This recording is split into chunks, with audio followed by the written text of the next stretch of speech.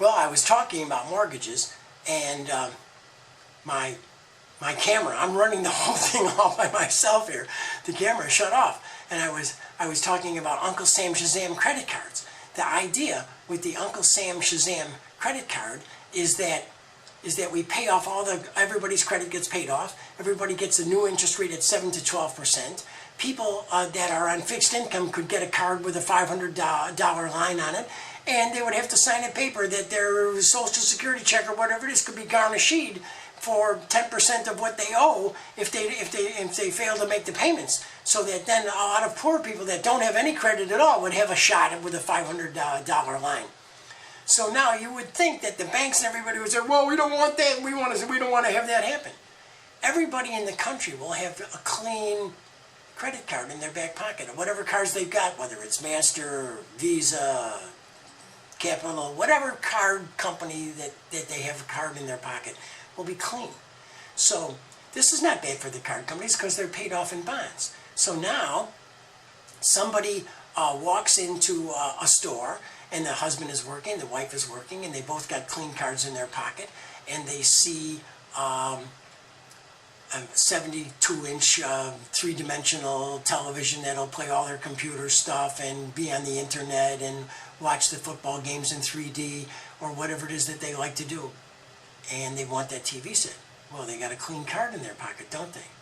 How many people would like to start a business where they only have $5,000, their card has got a $5,000 line on it, but they've only got $1,000 available? Now, their debt is transferred to Uncle Sam Shazam, and the card is clean, and they feel they can handle it, they'll start a business.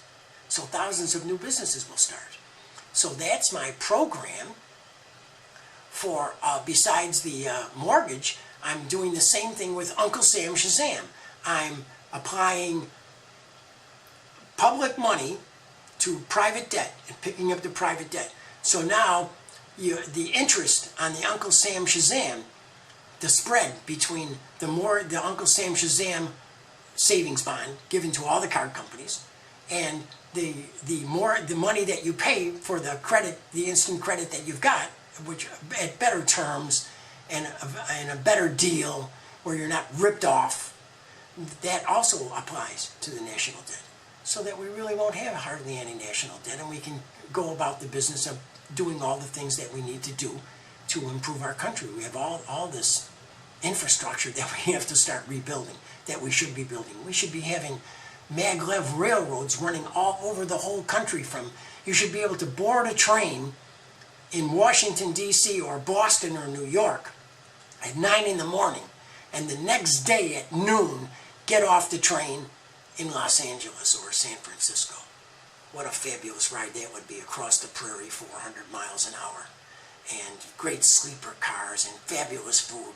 People would come from all over the world just to ride our trains. This is the kind of thing that we should be doing, but we aren't. We aren't doing anything. So you've got my mortgage program. Let's talk healthcare. Our healthcare is way behind everyone else's healthcare. And nobody's happy with this, the thing that the Congress passed that they call Obamacare, whatever it is. Here's my idea. As president, I'm going to gather the CEOs of all the major Mickey D's, Burger King, Taco Bell, all the fast food chains, and the presidents and CEOs of every supermarket in America, and all the fast food places are going to come to the White House. And what we're going to do is we're going to have a voluntary gratuity. That's 2 cents. A 2-cent gratuity on everything you purchase in these places. So you go into the fast food place, you get a burger and a fry and a drink. The cashier is going to say, is the gratuity okay? It's 6 cents. Sure, it's okay. It's a tip for the help. Same thing in the supermarket. You got 30 items. The 30 items are $120. The cashier asks you, is the gratuity okay? Sure. Okay, so it's an extra 60 cents. It's not going to hurt you. It's the pennies in your pocket. All right, fine. At the end of the week, we add up all the pennies that people in the form of a gratuity, 2 cents per item, left in the register. Divide that by the hours worked by the lower echelon people, the baggers, the burger flippers, the cashiers, the people pushing the carts out in the lot. And they get, out of all those 2 pennies, that goes to them. And here's how it goes to them. $1 an hour. They work 40-hour a week. $1 an hour goes into a medical assurance savings account that has their name on it. And the overage goes just into their paycheck. Okay, so now at the end of a year, a burger flipper has an extra $2,000 in the medical assurance savings account. He comes home. His mom says, I don't feel good. The kid says, what's wrong? I just don't feel good. I didn't cook. I don't feel well.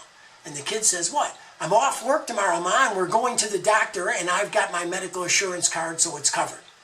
So for whatever it is, someone in the family, the spouse, the significant other, the younger brother, you've got the medical assurance card. You go to the doctor. The doctor tells you what the procedures are going to cost. You agree. He swipes the card and reserves the money. He does what he's supposed to do. He then collects the money. The insurance company is out of the mix. Companies that do business with insurance companies and offer their help a deal where the help pays $30 a week and they put up another $30 a week for an insurance policy that never really covers anything in case there's something really serious. And this is a way better way to go. So a company could say, we'll match your medical assurance money. So now someone has the card, they work, and there's enough money in the account to cover the spouse, to cover the kids. Everyone's covered. Out of that medical assurance money, $5 a week goes into a catastrophic illness pool. So there could be 12 million people covered by my medical assurance cards. 12 million people putting in $5 a week is $60 million. At the end of 6 weeks, there's $360 million in the catastrophic illness pool. You go to the doctor, gee, I'm not feeling good. The doctor says, well, your liver is bad. You need to have a liver transplant. Oh, it comes out of the catastrophic illness pool. So people with pre-existing conditions can be invited to join the pool. They're going to pay more than $5 a week, but they're not going to pay $100 either. They'll pay what they can afford. And then if the kid gets asthma and he's got to go to the hospital, it's covered. So where there's catastrophic illness, people with pre-existing conditions can join the catastrophic pool, and there's money coming in. $60 million a week is coming in every week from all the healthy people. And the healthy people are willing to let the other people join. Why not? As long as there's something there in case they need it, it's good. So there's my healthcare program, pretty fast. I believe that that's pretty solid. I like this idea. My healthcare is better than their healthcare. What else can I tell you about? Okay. How am I going to raise the billions of dollars I need? And let me stress again, you support my candidacy and you get a copy of the television scripture, the book of Leviticus. What else you want to see? I showed you, you want to see another passage with something prophetic? You want to see the Japanese, the tsunami? Another broadcast, I'll show you the Japanese tsunami. I'll show you the first Gulf War, when it would happen, where it would happen, who would do the fighting, how it would turn out. It's all in the prophetic book of Leviticus, my television scripture. All right, so now we'll talk the treasury. Here's my idea for raising money, because I believe I'm going to raise enough money that Obama will fold. When he sees the response to these broadcasts, and this is only the first, you support my candidacy where you're seeing it, and there should be on the screen, on the bottom of the screen, a website address, michaelslevinson.com. That's the website address. And there'll be an address where you send a check.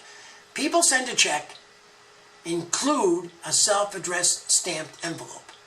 Because I raise $5,000 in 20 states, I qualify for matching funds.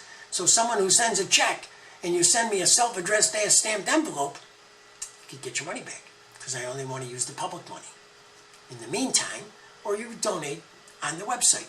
Just as easy, just as good, and faster. And that's okay too, because I'll have your address. All right. Here's my plan to get the big money, besides playing this on every television station possible all over the country. And I can explain how to save on the Social Security way in advance of being elected president, and what to do about the Medicare. That's a whole half-hour broadcast. I can only do so much at once. So my idea is that I'm going to sell the Treasury to raise money. And the way I'm going to do it is to present to the billionaires, the super rich, that you loan my campaign $2 to $5 million, and then you get to be the treasurer of the United States Treasury for a week. Here's the way it works. You get signed, you get sworn in on Monday, cameras and networks, they're all there. Tuesday, It's your first cabinet meeting. Wednesday, your signature printed on the 20s, 50s, and 100s. And your right to purchase as many uncut sheets as you want of each denomination.